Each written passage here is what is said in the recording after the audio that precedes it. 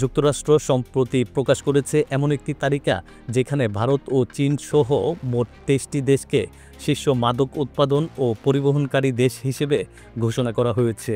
Afghanistan, Myanmar, কলম্বিয়ার মতো দেশও রয়েছে এতে। প্রেসিডেন্ট ট্রাম্প বিশেষভাবে কয়েকটি দেশকে ব্যর্থ বলে চিহ্নিত করেছেন। এই তালিকায় ভারত ও চীন কিভাবে এসব মাদক যুক্তরাষ্ট্রে ভয়াবহ সংকট তৈরি করছে। যুক্তরাষ্ট্র সম্প্রতি এমন একটি তালিকা প্রকাশ করেছে যেখানে বিশ্বের মোট ২৩টি দেশকে শীর্ষ মাদক উৎপাদন ও পরিবহনকারী দেশ হিসেবে চিহ্নিত করা হয়েছে। এই তালিকায় জায়গা পেয়েছে ভারত, চীন, পাকিস্তান, আফগানিস্তান সহ দক্ষিণ এশিয়ার বেশ কয়েকটি দেশ।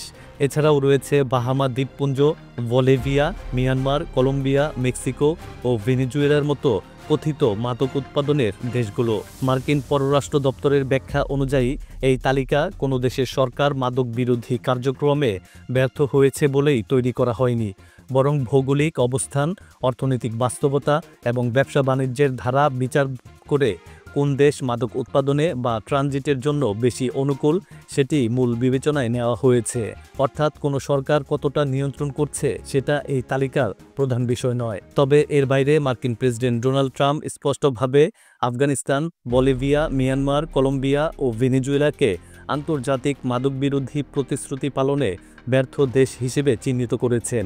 যুক্তরাষ্ট্রের মতে এসব দেশ বিগত ১ বছরে মাদকবিরোধী কার্যক্রমে কার্যকর কোনো পদক্ষেপ নিতে পারেনি। চীনকে লক্ষ্য করে ট্রাম্প বলেছেন, নাইট্রাজিন, মেথামফেটামিন সহ বিভিন্ন সিনথেটিক মাদক ঠেকাতে দেশটিকে আরও কঠোর পদক্ষেপ নিতে হবে। শুধু তাই নয়, মাদক চোরাকারবারিদের বিরুদ্ধে আইনি ব্যবস্থা জোরদার করার আহ্বানও জানানো হয়েছে বেইজিংকে।